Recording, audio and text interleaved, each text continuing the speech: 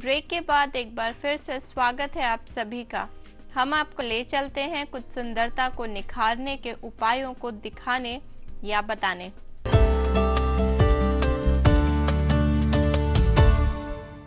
तो वैद्य जी, हर आदमी, हर औरत, हर बुजुर्ग की चाहत होती है कि वो सुंदर और जवान दिखे। तो क्या है वो ऐसा आदर्श उपाय जिससे जवानी की 4 दिन वाली कहावत को पीछे छोड़ा जा सके? निधि जी, मैं हर एक को कहता हूँ, दवाई बहुत कुछ है लेकिन सब कुछ नहीं है। अगर हम थोड़ा सा अपनी दिनचर्या चेंज कर लें, आप ये देखें कि आज से लगभग 20-25 साल पहले हमें लोग 100 साल वाले मिल जाते थे, लेकिन अब 50 के बाद अधिकतर लोगों को हार्ट अटैक या और बहुत सी बीमारियां मिलने लगी। हम अपने दैनिक दिनचर्या को चेंज जरा सा कर लें। सुबह घूमना करें, जल्दी सोएं, जल्दी उठें और बाजारू जितने भी खाने पीने की चीज़ें इनका परहेज रखें, तो आप देखेंगे कि हमारा शरीर अपने आप स्वस्थ रहता है। और यदि हम दवाइयों के सहारे स्वस्थ रहने की कोशिश करते हैं तो कहीं ना कहीं उनके दुष्परिणाम जरूर हैं। एक छोटी सी बात बताता हूँ, ये मेरी ज़िंदगी का सार भी है। स्वस्थ रहने के लिए पैदल चलना स्वास्थ्य को देता है आराम, मांसपेशियों का सभी हो जाता व्यायाम। अगर आप पैदल घूमने की आदत डालें तो आप ये देखेंगे आपका शरीर स्वस्थ रहेगा। दूसरा, पैदल चलने से हमारे बॉडी के जितने भी ऑर्गन्स हैं सब एक्टिवेट रहते हैं। आप जिस किसी डॉक्टर के पास जाएं, कोई सी बीमारी हो, वह आपको ये ज़रूर कहेगा कि आप घूमना ज़रूर रखें। तो हम ऐसा काम क्यों करें कि हमें डॉक्टर के पास जाना पड़े या वैद्य के पास जाना पड़े। हम अगर घूमने की दिनचर्या थोड़ी सी बदल लें, बना लें, शायद सुबह घूमें। बहुत से लोग कहते हैं सुबह आँख नहीं खुलती। मैं कहता हूँ जिस समय आँख खुलती है आप उस समय घूमना शुरू करें। ज़रूरी नहीं कि अगर कोई 6 बजे जाता है तो हम भी उसकी देखा देखी 6 बजे जाएं। आप 8 बजे भी जा सकते हैं। धीरे धीरे आप देखेंगे कि आप 6 की जगह 5 बजे जाने शुरुआत हो जाएगी, लेकिन करें ज़रूर। और साथ में भोजन बहुत सात्विक रखें। सात्विक भोजन से हमें बहुत लाभ मिलता है, नुकसान कुछ नहीं। और स्वाद घी से या मिर्ची से नहीं है, मसालों से नहीं है, स्वाद है हमारे सम्मिश्रण से। चाय सब बनाते हैं, आप देखते हैं कि कभी कभी किसी आदमी के हाथ में चाय बनाने का इतना अच्छा गुण होता है कि हमें लगता है कि यही चाय पिएं, जबकि चाय में सामान सब वही इस्तेमाल करते हैं, सिर्फ कम्बिनेशन की बात है। इसीलिए मैं हर एक को कहता हूँ, दूध दही अरु शाक फल, दूध दही अरु शाक फल, दलिया खिचड़ी खीर, गाजर हलवा शहद घृत, रखे शांत शरीर। अगर हम सात्विकता के साथ दूध दही शाक फल दलिया खिचड़ी खीर इनको अपने भोजन में रखें, गाजर का हलवा शहद घी, तो आप ये देखेंगे कि आपको कोई बीमारी पास नहीं आएगी। और जब हमारे को बीमारी नहीं आएगी तो हमारा शरीर अपने आप स्वस्थ रहेगा, और शरीर स्वस्थ रहेगा तो हमारा चेहरा अलग ही बोलेगा कि ये आदमी कुछ हटके है। जी बिल्कुल, इस पर हम चर्चा जारी रखेंगे। फिलहाल एक दर्शक हमारे साथ जुड़ चुके हैं, तो आइए जानते हैं क्या समस्या है उनकी। हेलो। नमस्कार मैडम। अपना नाम बताइए। जी, मेरा नाम युद्धवीर सिंह भंडारी है। जी, अपना प्रश्न पूछिए। मेरा प्रश्न है कि मेरे अंकल को मेटास्टेटिक एडेनोकार्सिनोमा है। जी। उनका जो पेट की हड्डी है उसमें कैंसर है। जी। तो उन्होंने काफी इलाज कराया राजीव गांधी हॉस्पिटल से भी, और अभी वो प्रेजेंट ट्रीटमेंट ले रहे वहाँ से पत्रा हॉस्पिटल से। तो क्या सुझाव है डॉक्टर साहब इस बारे में? इसका सुझाव तो मैं आपको यही दे सकता हूँ कि एक बार आप इनकी रिपोर्ट मेरे को ज़रूर दिखाएं, क्योंकि ये चिकित्सा नहीं है कि आपने हमें कोई बीमारी बताई और हम सीधा उसका ट्रीटमेंट शुरू कर दें। बहुत अच्छा होगा कि एक बार मरीज को दिखा दें। यदि मरीज आने की स्थिति में नहीं है तो आप उसकी रिपोर्ट्स ज़रूर दिखाएं। और जब तक आप उसको हमारे पास ना ला सकें, 2-3 दवाई बताता हूँ, आप उनका प्रयोग कराएं। नीम घन और गिलोय घन, इसकी गोली 2-2 आप 2 बार इनको सेवन कराएं। अगर ये चीज़ आपको उपलब्ध नहीं हो रही तो नीम हर जगह उपलब्ध है, पूरे भारतवर्ष में उपलब्ध है। और गिलोय, गिलोय भी भारत भर में उपलब्ध है। आप इनको ले लें और काढ़ा पका करके इनको सेवन कराएं।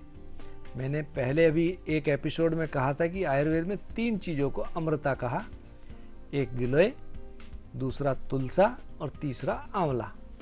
एक अमृता तो हमने कह दिया गिलोय, दूसरा अमृता तुलसा। आप 5 पत्ते तुलसा के इनको नियमित रूप से दही के अंदर सेवन कराएं। और यदि आपके यहाँ कोई गाय, देसी गाय हो, फ्रिजियन या जर्सी दोगली गाय ना हो तो अच्छा, यदि देसी गाय हो तो बहुत अच्छा, और यदि कपिला गाय हो काले रंग की तो सबसे अच्छा। आप इनका मूत्र, गाय का पेशाब अगर सेवन करा सकें तो आप देखेंगे कि इनको बहुत शांति मिलेगी। और कैंसर की बीमारी बहुत दुष्ट बीमारी है। यह बीमारी तन से, मन से और धन से, तीनों से बहुत बुरी तरह तोड़ती है। और एलोपैथिक में मैं इस नतीजे पे पहुंचा हूं कि सर्जरी के बाद कोई बहुत रिलायबल सॉल्यूशन नहीं है। कीमोथेरेपी है, रेडियोथेरेपी है, ये शरीर को बहुत बुरी तरह तोड़ती भी हैं और लास्ट में कुछ भी हासिल नहीं होता। आदमी बहुत तड़प तड़प के परेशान होता है। और आयुर्वेद में मैं ये कह सकता हूँ कि कम से कम कोई साइड इफ़ेक्ट नहीं है। हीरे की भस्म, हीरा मतलब वज्र, वज्र इसमें बहुत अच्छा काम करता है। वज्र इसका नाम इसीलिए पड़ा जिस प्रकार हमारे देवताओं का राजा इंद्र अपने वज्र से राक्षसों का संहार करते हैं, उसी प्रकार ये आयुर्वेद की वज्र भस्म इस प्रकार की बीमारी को बहुत अच्छी तरह सफलतापूर्वक सामना करते हुए उसको नष्ट करती है। अगर कहीं से बहुत अच्छी फार्मेसी से आप लें हीरे की भस्म आधा ग्राम, और आधा ग्राम इसमें स्वर्ण भस्म, प्योर सोने की भस्म होनी चाहिए, और 30 ग्राम गिलोय का सत्व, इसको मिला लें, इसकी 30 खुराक बना लें। 1 खुराक रोज इनको शहद में और तुलसी के रस में मिला करके सेवन कराएं। तुलसी का रस उपलब्ध ना हो तो बिल्व पत्र का रस, बेल का पत्र का रस आप 1 पुड़िया रोज सेवन कराएं तो आपको लगेगा कि इनको लाभ मिल रहा है और साइड इफ़ेक्ट्स भी दूर हो रहे हैं, परेशानी दूर हो रही है। जी धन्यवाद वैद्य जी। आशा करते हैं कि वैद्य जी के बताए हुए उपचार से आप ज़रूर फ़ायदा उठाएंगे और जैसा कि वैद्य जी ने कहा एक बार रिपोर्ट्स ज़रूर दिखाएंगे। तो दर्शकों, आप भी अगर वैद्य जी से बात करना चाहते हैं, जानना चाहते हैं किसी बीमारी का उपचार, तो कॉल कर सकते हैं इन नंबर्स पर जो लगातार आपकी टीवी स्क्रीन पर दिखाए जा रहे हैं। आप इन नंबर्स पर कॉल करके पर्सनल अपॉइंटमेंट भी ले सकते हैं। तो वैद्य जी, इन्हें तो आपने इनका उपचार बता दिया। हमारे साथ एक व्यक्ति हैं जिन्होंने पाया है आपसे आदर्श क्योर, तो देखते हैं ये कौन है।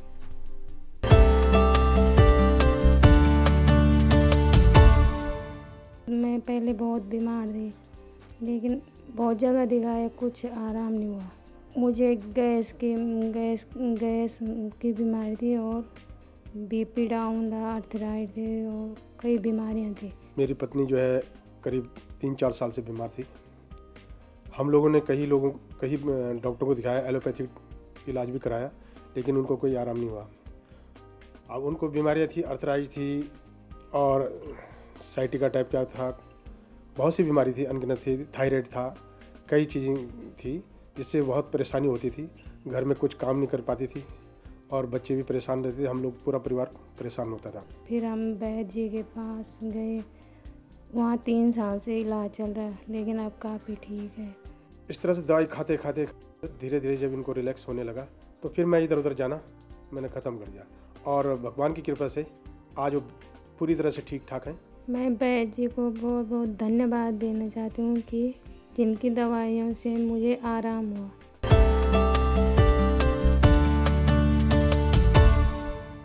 तो वैद्य जी, ये थी नीतू जी। तो शुरुआत में ये किस तरह से आपके पास पहुंची और क्या स्थिति थी इनकी? ये महिला विकास नगर की तरफ की है और इनको थायराइड की दिक्कत थी।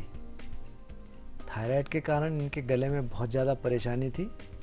थायराइड बहुत ज़्यादा मात्रा में इनका बढ़ा हुआ था और इनको शरीर में सूजन बहुत ज़्यादा थी, दर्द भी था, घुटन बहुत ज़्यादा महसूस करती थी और साथ ही साथ कुछ गायनिक ट्रबल भी थी। तो आयुर्वेद के अंदर थायराइड के लिए बहुत अच्छी दवाई है कांचनार गुगुल, कचनार की छाल और कचनार की छाल का क्वाथ।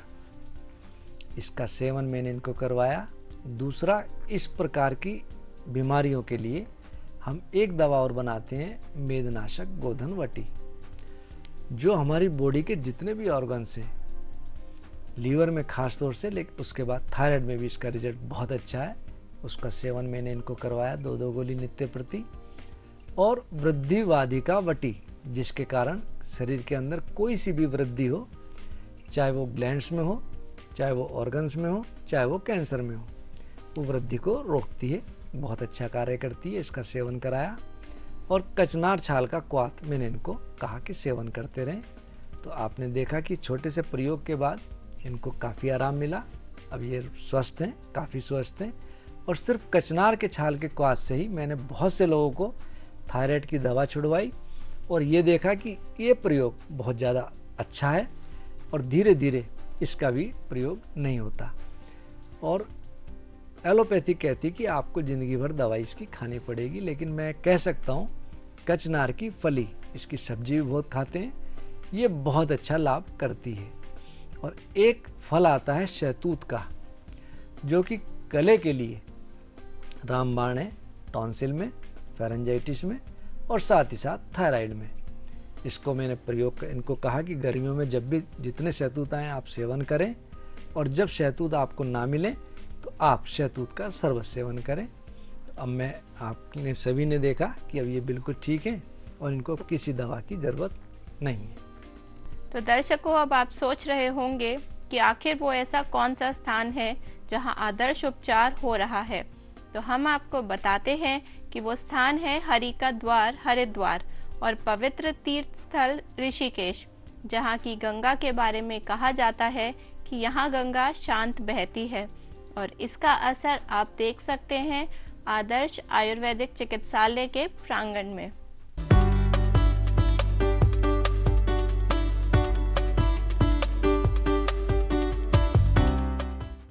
तो वैद्य जी, वक्त हो चला है जाने का। बहुत आपका कीमती समय हमने ले लिया है, लेकिन जाने से पहले एक दोहा तो सुनना बनता ही है।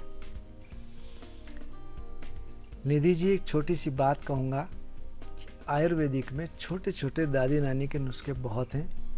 हम इनके प्रयोग से पैसे भी बचा सकते हैं और अपना इम्यून सिस्टम भी स्ट्रॉन्ग रख सकते हैं। एलोपैथिक दवाई के ज़्यादा सेवन से हमारा इम्यून सिस्टम भी वीक पड़ता है।